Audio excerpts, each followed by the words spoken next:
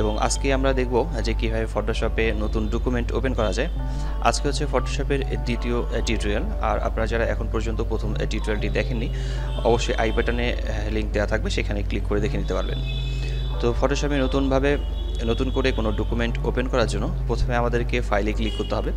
ফাইলে ক্লিক করার পর এখান থেকে আমরা নিউ লেখাতে ক্লিক করব। ফাইল থেকে নিউয়ে ক্লিক করার পর আমাদের সামনে যে ডায়লগ বক্সটি এসেছে, পপ আপ মেসেজটি এসেছে, এখান থেকে আমাদের বেশ কিছু কাজ করতে হবে। যেমন ফাইল নেম, এই ফাইল নেম এখান থেকে চেঞ্জ করতে হবে, অর্থাৎ আমরা যে নেমটা দেবো আর কি, ডকুমেন্টের যে নামটা সিলেক্ট করব, সেই ক্ষেত্রে আমরা এই ব্যাক স্পেস চেপে এটাকে মুছে ফেলছি। এরপর আমাদেরকে এখানে টাইপ করতে হবে আমরা যে নামে রাখতে চাচ্ছি সেই নামটি। তো আমি এখানে তারিক একাডেমি লিখে রাখছি এবং হচ্ছে প্রিসেট যে অপশনটি রয়েছে সেটা হচ্ছে কাস্টম লেখা আছে। এই কাস্টম এখানে যদি আমরা ক্লিক করি তাহলে নিচের দিকে অনেকগুলো অপশন পাবো। সেটা হচ্ছে টেফল, ফটোশপ সাইজ। এই সাইজটি সম্ভবত প্রথমের দিকে এটা ওপেন করার সময় এটা থাকে, শো করে। তো আমরা এখান থেকে কাস্টমাইজ করে নিতে পারবো, অর্থাৎ আমরা আমাদের পছন্দ মতো সাইজ, পেপার সাইজটিকে নিতে পারবো। তো আমি এখান থেকে পেপার সাইজটিকে সিলেক্ট করছি লেটার সাইজ। আমি এখানে ইউএস পেপার সিলেক্ট করেছি। পেপার সাইজটি আমার এখানে লেটার থাকবে এবং হচ্ছে এই লেটার সাইজের ওয়াইড হচ্ছে 8.5 ইঞ্চি এবং হচ্ছে হাইট হচ্ছে 11 ইঞ্চি এবং রেজুলেশন এখানে থাকছে 300 থাকবে রেজুলেশন। যদি আমরা অন্য কোনো ভাবে পেপার সাইজটিকে নিতে চাই, যেমন হচ্ছে ওয়েব পেজের জন্য অথবা দেখা যাচ্ছে ফেসবুক অথবা ইউটিউবের কভার পেজের জন্য, সেই ক্ষেত্রে এই জায়গায় আমাদের পরিবর্তন নিয়ে আসতে হবে। আমরা এখান থেকে কাস্টমাইজ করে নিতে পারবো। ওয়েব যেমন দেওয়া রয়েছে, ওয়েবে ক্লিক করে আমরা ওয়েব সিলেক্ট করে নিতে পারি। সাইজ এখানে শো করছে, ওয়াইড শো করছে, হাইট দেখাচ্ছে এবং রেজুলেশন 72 থাকবে, 72। আর এটি হচ্ছে মূলত পিক্সেলে। আমরা একটু মনে রাখবো যে এটি হচ্ছে পিক্সেলে। আমরা পিক্সেলটিকে আরও বাড়ায় নিতে পারি, যেমন আমাদের এখান থেকে 1280 এটা যে রয়েছে, এটি হচ্ছে যেমন ফেসবুকের কভার পেজ তৈরি করা অথবা ইউটিউবের যে চ্যানেল রয়েছে সেটিকে তৈরি করার জন্য আমরা এই সাইজের পেপার নিতে পারি।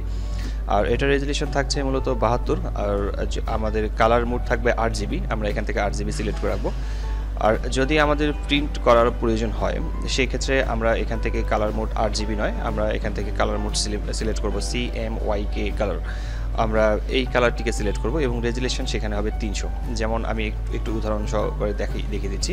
যেমন আমি লেটার সাইজের এখানে পাসপোর্ট সাইজের ছবি প্রিন্ট করব, সেই ক্ষেত্রে আমি একটা লেটার সাইজ নিয়ে নিচ্ছি, A4 সাইজ পেপার। এরপর আমার এখানে রেজুলেশন 300 থাকছে এবং কালার মোড আমি এখান থেকে সিলেক্ট করে দেবো, এখান থেকে এটা CMYK কালার এখানে সিলেক্ট করতে হবে। তো এইভাবে আমরা পেজ নেওয়ার পর আমরা এটাকে প্রিন্ট করতে পারবো। প্রিন্ট সবগুলোতেই করা যাবে, তবে আমরা ওয়েব যেটি রয়েছে সেটি হচ্ছে ওয়েব থেকে হচ্ছে কভার পেজ তৈরি করা, ব্যানার ডিজাইন করা, এই টাইপের কাজগুলো করার জন্য আমরা ওয়েব পেজ এই অপশনটি ব্যবহার করব এবং রেজুলেশন যা আছে তাই থাকছে এবং কালার থাকছে 8GB কালার। তো এরপরের কাজটি হচ্ছে যে আমাদের ব্যাকগ্রাউন্ড কালার হচ্ছে হোয়াইট, আমরা ব্যাকগ্রাউন্ড কালার হোয়াইট নিতে পারি অথবা ব্যাকগ্রাউন্ড কালার আমরা চেঞ্জ করতে পারবো। ব্যাকগ্রাউন্ড কালার আমরা যে কোনো কালার ব্যবহার করতে পারবো। এরপর হচ্ছে ট্রান্সপারেন্ট। তো আমি প্রথমে হোয়াইট থেকে দেখাচ্ছি, হোয়াইট আমি সিলেক্ট করে নিলাম। আমাদের এখানে পেপার সাইজ এটিই থাকলো।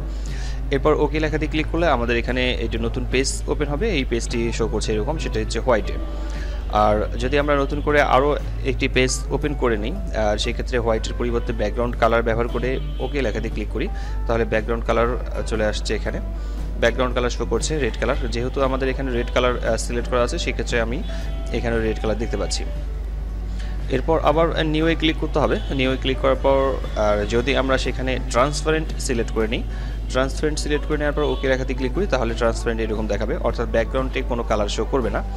আর এই ট্রান্সপারেন্টের অনেক কাজ রয়েছে, আমরা ট্রান্সপারেন্টের কাজগুলো পরবর্তীতে দেখে নেব যে কীভাবে ট্রান্সপারেন্টের কাজগুলো করতে হয়। তো এখন আমরা এখান থেকে যে কাজটি করব সেটি হচ্ছে আমাদের ব্যাকগ্রাউন্ড থাকছে হোয়াইট এবং হচ্ছে ফাইল নেম যেটি থাকবে এটি আমরা সিলেক্ট করব। ফাইলের নামটিকে আমরা সিলেক্ট করে নিচ্ছি, আমি এখানে তারিখ লিখে রাখলাম। এরপর হচ্ছে ওকে লেখাতে ক্লিক করে ব্যাকগ্রাউন্ড আমরা পাচ্ছি হোয়াইট এবং আমাদের ট্যাবটি হচ্ছে এটা।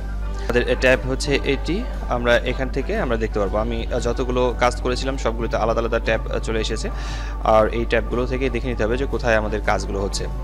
তো আজকের টিউটোরিয়ালটি এই পর্যন্ত ছিল। আমরা দেখলাম কিভাবে ডকুমেন্ট শো করতে হয়। আমরা সামনের টিউটোরিয়াল থেকে প্র্যাকটিক্যালি কাজ করবো ইনশাল্লাহ।